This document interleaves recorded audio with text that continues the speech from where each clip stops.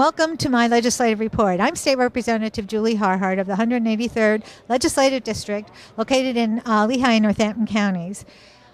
Tonight we are at the Parkland Springhouse Middle School, and this is my second annual Emergency Preparedness Expo that I am putting on. Tonight we have a lot of information here for young and old alike to help you to know how to be prepared in case of an emergency. I want to share some of this information with you, but first, let's hear from the vendors who are here tonight. Hi, I am Scott Lindemuth, Director of Lehigh County's EMA. We're here tonight with Julie Harhart and the Preparedness Seminar in South Whitehall Township. We're here on behalf of Lehigh County, CERT, and Citizens Corps to spread the word for preparedness of all ages, from older Americans to younger Americans. And we're here also to get the word out on the CERT program for Citizens Emergency Response Team and the training and the standard that we train to help us and help yourselves and your neighbors with emergencies and response. Hi, I'm Linda Elliott. I'm with the Lehigh County Aging Office. We're here at State Representative Julie Harhart's Be Prepared Emergency Expo, and I am here to tell people that we have an elder abuse hotline that is available 24 hours a day. You can contact our agency at 610-782-3200 at any time of day if you have concerns that a senior is being abused, neglected, exploited, or abandoned. Thank you. Good evening. I'm Martha Lieberman, and I am chairman of Project Lifesaver International, the local group. We are an organization that helps to locate people with Alzheimer's, autism, any cognitive disorder that could cause people to wander. We're new in the county, and if you'd like more information, you can go to projectlifesaver.org and go into that site. You can read everything, or contact me, Martha Lieberman, rcn.com, or my phone number is 610-966-8511, and I can give you all the information on the local units. Thank you. Hello, my name is Jamil. I'm with the Lehigh Valley Center for Independent Living. We currently are speaking about community accessibility and emergency preparedness. We also provide other services within the Lehigh Valley to people who have disabilities. If you are interested in learning more, please contact us at 610-770-9781. We can also be reached at lvcil.org. Thank you. Hi, my name's Lee Laubach. I'm the Deputy Fire Chief with the City of Allentown, and I'm here at this great event with my partner here, Canine Judge. Judge is a 5.5-year-old arson dog. He's only one of 3 arson dogs in the state of Pennsylvania, and we're here to notify people that he's around and actually to promote fire safety. When the people come around, we're actually showing what Judge does and how integral of a part he is to all fire scenes and actually fire safety. He's not only for the city of Allentown, he actually goes out to Harrisburg, up to the New York state border, down to the outskirts of Philadelphia. So Judge has done over 275 investigations, and one of the biggest attributes about Judge is he actually has benefited the city of Allentown by reducing arsons 49% since we got him 3.5 years ago. Hi, my name is Steph Rowan. I'm with Citronia Ambulance Corps. I'm an EMT here. We're here today to educate people about emergency preparedness, as well as what to do in an emergency and what to do as far as medical emergencies are concerned. Our big concern is making sure that you're prepared for an emergency, as well as make sure that how to contact us when you need help. We provide emergency and non-emergency services for the Lehigh Valley area. Our primary 911 zones are South Whitehall, and Upper Macungie, as well as we're happy to go anywhere else as far as non-emergency transport is concerned, including wheelchair transports and ambulette transports. We're here today to hand out forms as far as subscriptions are concerned, memberships, as well as emergency contact information. And we have our friend Andy here to show with the kids so the kids feel comfortable about our ambulances. Thank you. Our email address, our website is cetronia.org, cetronia.org. Thank you. Along with the tables that are set up and the vendors, we did have a lot of presenters here, from the utilities to the EMS, to the Department of Aging, and also the Pennsylvania Department of Health. So let's hear from some of those speakers. It's great to see many families here tonight. I believe it's important for both adults and children to know what to do in the event of an emergency, which is why we have so many fun and informative exhibits for kids tonight. Hi guys, welcome to the Whitehall Fire Department Fire Safety House. In here we talk about fire safety. We also talk about hazards. Do you guys see anything in here that could be a hazard? Go ahead. I see fire. You see fire on the stove? Well, yeah, I had the stove turned on. How about this extension cord running around the back of the sink? Could that be a shock hazard? Yes. Yeah. And these. Yes. The cigarettes. Mom or dad left their cigarettes and matches laying on the kitchen counter. You guys know about smoke detectors? You have smoke detectors in your house? No? Well, you should have at least one on every floor. What we're going to do is we're going to put just a little bit of smoke in here, just not to scare you guys, but just so you can see what it kind of looks like. And when that smoke comes in, what are you guys going to do? Get down on the floor. And we're going to crawl back here. Okay, give it a little bit of smoke, Andrew. That's good. Okay, guys, come on. We're going to go back into the bedroom and we're going to talk a little bit more. Take your time. There's no rushing because we don't want anybody to get hurt.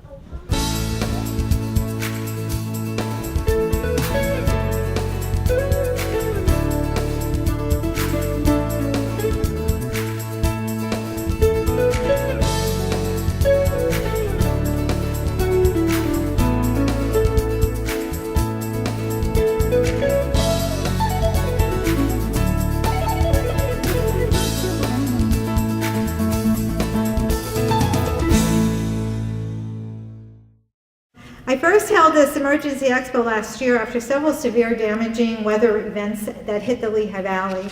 Harsh snow, high winds, and flooding left many stranded without power for days at the time, realizing they needed to be better prepared for catastrophic events in the future.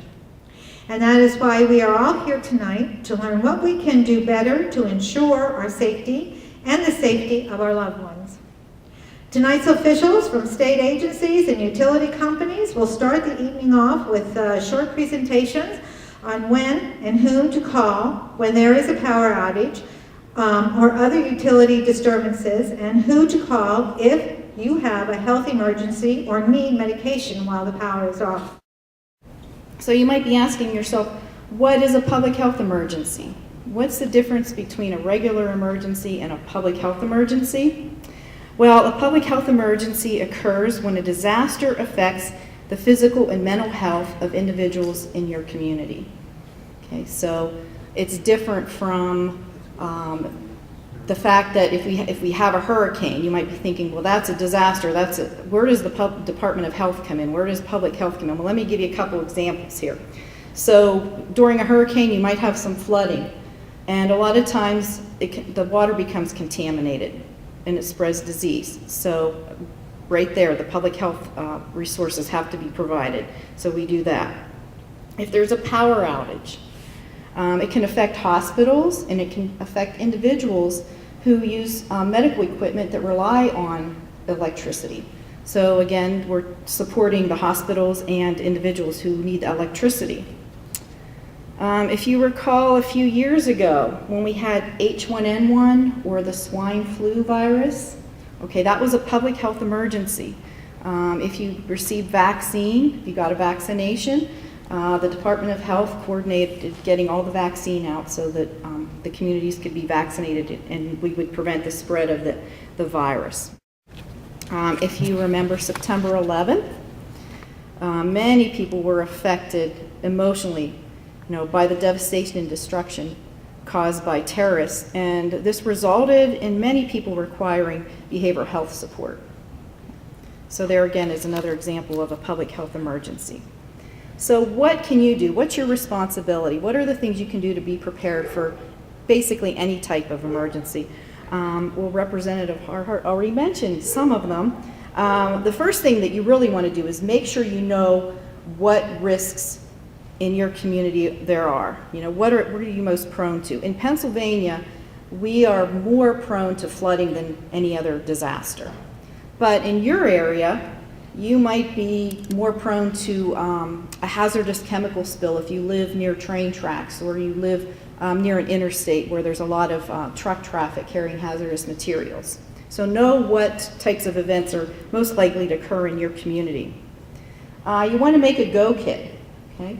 An emergency preparedness go kit or a personal preparedness kit. Make sure that you, again, put enough items in there for 3 to 5 days to sustain you or your family, because during a disaster, depending on how large it is, it might take a while till somebody can actually get there to help you.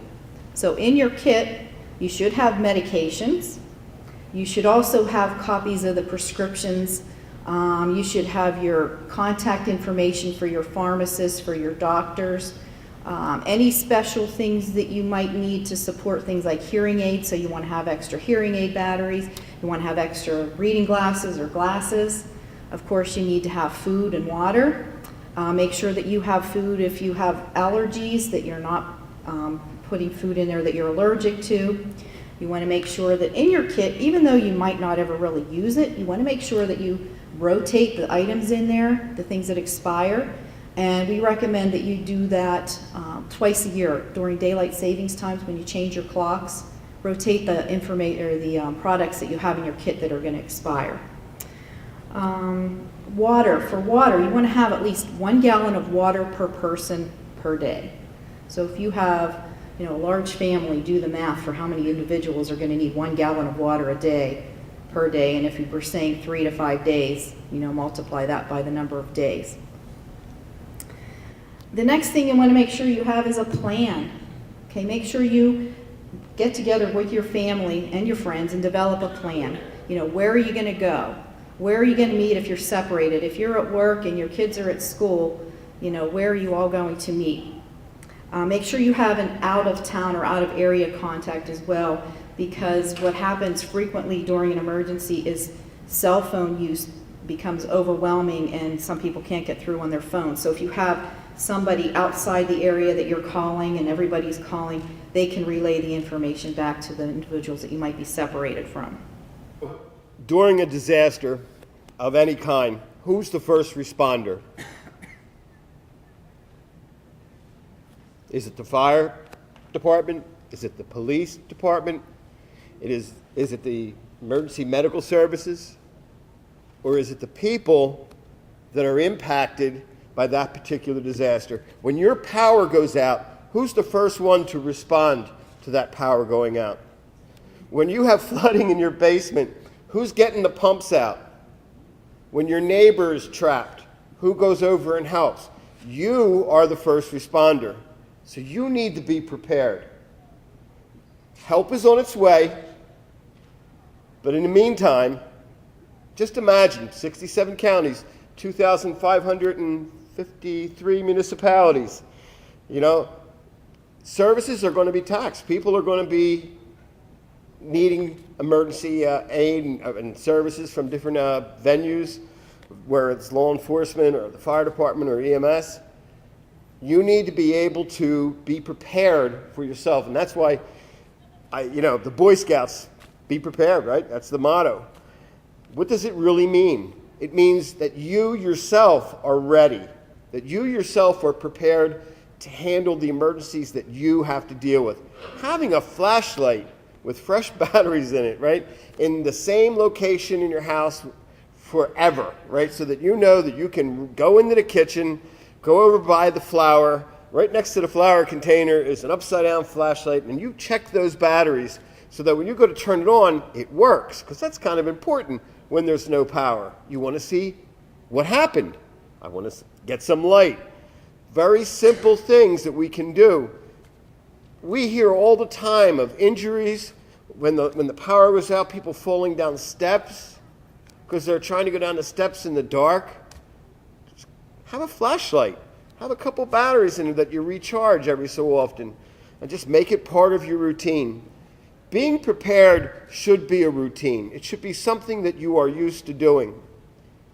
The Pennsylvania Emergency Management Agency is a statewide agency that brings to bear during a disaster all of our emergency management partners, whether they be state agencies like Department of Health, Department of Environmental Protection,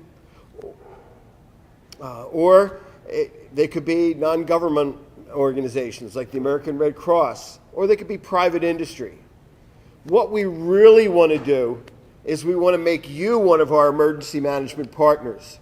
We want to make you a partner as well, because the whole concept behind making this really work is that we use a whole community approach so that you're not just dependent on a small percentage of the population to take care of everybody. We're depending on everyone in the community to do their part, because that's the only way it's going to work. From a very young age, we're taught the importance of the 911 system. We grew up knowing that the 911 system was for emergencies. We knew that it was a system that was to be respected and not to be abused. And we also grew up knowing that it was a number we never wanted to utilize. Unfortunately, we do. And we do it in a time of distress. We do it in a time when a loved one or a family member or a friend, a neighbor is seriously injured or seriously sick and requires that immediate medical care. So it truly is a system. Now I'd like to take a step back and just talk about how that system in itself has changed over the years. In years gone by, you had summoned 911 or you dialed what was then a 7-digit number and an ambulance of some sort had shown up. Over the course of the years, the system has developed to the point where the emergency itself is already being addressed by the 911 center staff that's taking your call. They're interrogating that call. They're determining the necessity or what's actually required based upon the symptoms that you're describing to them.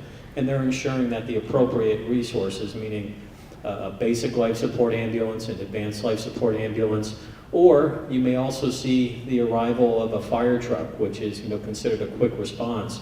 They're actually more readily available, located in high density populated areas for that quick response. So they'll actually get to you quicker than an ambulance would. So they're able to provide that to provide airway management and defibrillation for a heart that has stopped. So over the course of the years, those systems have developed and it's become a tiered and a structured approach.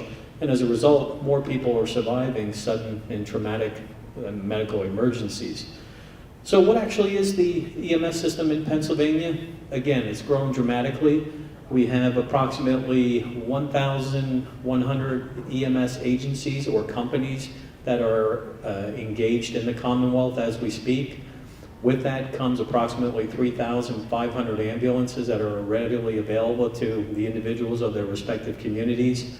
Providing the staffing for those vehicles is just shy of 55,000 EMS professionals, from the basic entry position of a first responder to the level of a pre-hospital physician, the physician that's actually staffing an ambulance and responding to your home. And the system continues to evolve. As we speak, we're working on systems that will actually be proactive versus waiting for you to have a crisis.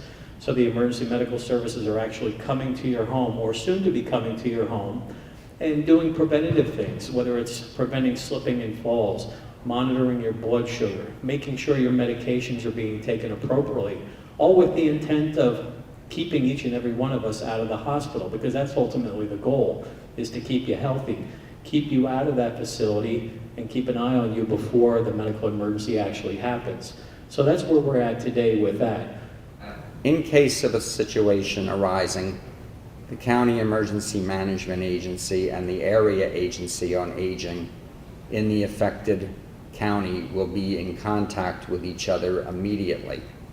The last time that we had a major emergency in Northampton County was the last hurricane that came through that left most of the county out of electricity for about a week or so, or many parts of the county anyway. In that case, that happened, as I believe, on a Monday afternoon, a Monday night. About 1 o'clock that Monday afternoon, our county's emergency management coordinator called me and said, "Are you coming up?" By that he meant, was I coming to the county's emergency management operations center? And that's where I was for the next 4 days, as we received calls regarding older people who had special needs, as we checked on nursing facilities, personal care homes in the area to make sure that they had what they need to keep their residents safe. Something that I would like to call special attention to, because my fellow panelists have done such a great job already this evening describing the basics of making a kit, getting a plan, and being informed, and I'd especially like to compliment the Department of Health. We use that flashlight guide, as it was called, as public information for people that are served in our home and community-based services. Very good publication. It's worth picking up. For those of you who might want something along the Cliff Notes version of that, we have on our table over in the cafeteria, we have a little brochure from Homeland Security called Preparing Makes Sense for Older Adults. Get ready now. And it says a lot of what is there in the flashlight guide, but in a little bit less paper. But what I'd really like to focus on is the needs for people who have special conditions, to make sure that they are prepared. If you take medication every day, work with your doctor, work with your pharmacist to see if you can have about a week's supply available at all times, so that if you have to leave the home, or even if you're sheltering in the home, you don't have to worry about getting out to the pharmacy or contacting your doctor at a time when that might not be possible. So don't let your medications run out, and if you do have to leave the home, make sure that you take those with you. They're essential. You should also have a copy of your prescription. Ask your doctor for a copy of the prescription, so that if you have to go someplace else and get something filled, they know what it is. If you need, or if someone in your household needs specialized medical equipment, something that runs with power, something that runs with batteries, oxygen, things like that, make sure that you've considered what you would do in the event of an emergency. If you let the power company know that you have something at home that requires power for a person's medical well-being, that is life-threatening situation, they may be able to help you in the event of an outage. You may be able to get some quick assistance. Otherwise, that may be a situation where you need to call 911, as was mentioned, and seek assistance from EMS to get to a facility that can provide that service. I'm here to talk to you about preparing for a storm with regards to the utility side of preparing for a storm. The first thing that I would like to talk about is just being informed. A lot of what I'm going to cover you've already heard, so we'll just kind of scan through that quickly. But you want to make sure you're informed. When storms are coming, you want to make sure you are watching the news to see what's going on. You want to get on our website. On our website, we have an outage center, which is amazing. You can go on there. You can click on your township. You'll be able to scroll down and see how many customers are without power in the area. You can also follow us on social media like Facebook and Twitter and Google+. Those are great ways to also find out about some messaging that we're trying to get out. I'm not sure if any of you have heard of our PPL alerts, but if you haven't, I encourage you to sign up for that. If you're a PPL customer, if you sign up for that now, we're talking about being prepared before something happens. If power were to go out in your area, you would get a phone call, you could get a text message, you could get an email, however you decide to ask for that information to be sent to you. And it'll tell you your power just went out, or your power will be up in 2 hours, or your power's back on. So it's a great way of communicating with our customers. Next, we're talking about storm kits. I think you've heard a lot about storm kits. You've heard a lot about making sure you have water, making sure you have food, blankets, first aid kits, flashlights. You've heard that over and over. Very, very important. You want to make sure you have flashlights with batteries that are fresh. You also want to make sure you have your medication. I also heard John talk about making sure you have extra medication. My mom just moved in with us not too long ago, and I know how important her medication is, so making sure you have extra medication in case something were to happen and you couldn't get out of the house, that's very important. The next thing we want to talk about is staying safe. So the storm comes through. What do you do now? most important is always stay clear of down power lines. You don't know if they're live, so you must stay clear of them. You want to call us, contact us, and let us know that there's a down line so we can make sure we secure it.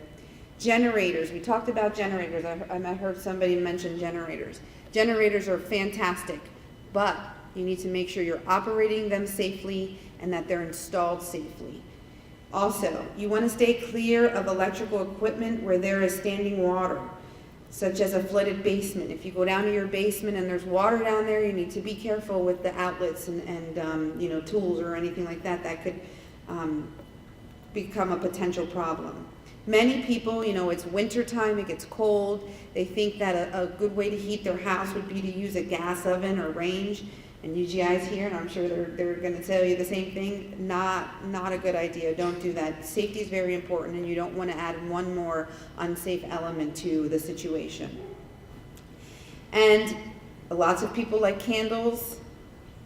You've heard everybody here talk about flashlights. Flashlights. Use flashlights instead of candles. Next, we want to talk about, here's a good thing. I know most people know your power goes out, don't open the fridge, right? You want to keep the cold air in so that all your stuff stays cold. But you also, if you're in the house, don't want to keep opening the door because you're letting the heat go out. So that's another thing to keep in mind. You also want to close off unoccupied rooms and remain calm and stay together. Decision time. What should you do? You know, the storm Hurricane Sandy came. You're without power. Do you stay in place? Do you relocate? The emergency management places and Red Cross, we set up water and ice stations. Do you go there? Do you go to a shelter? These are all decisions that you need to think about if you lose power. Now, I've just talked to you about you know, what you should do as a customer if you lose power. But I'd like to tell you quickly about what we are doing to try to improve the situation should you lose power. Last year, PPL, electric utilities customers, enjoyed the most reliable service in more than 15 years, and that is a high priority for us. In the next slide, you'll see when severe weather is taken out, so you take out Hurricane Sandy because that was just a fluke, and hopefully that doesn't happen to us for or ever again. But when you take situations like that out, the number of power outages are down 9% in 2013, and they were down, the time that people were out, were down 11%. And you might ask, well, what are you guys doing to make those statistics better? We are improving our system. The next thing you'll see is we're adding automated grid technology. And we're replacing aging infrastructure. I'm sure many of you have seen us out there replacing poles, replacing substations, doing a lot of work, and we've been doing tons of that. That's all the time we have for this evening's show. Thank you for watching. If you have any questions, please do not hesitate to contact my office. The phone numbers will appear on the screen in a moment. Again, thank you, and please join us next time for Legislative Report.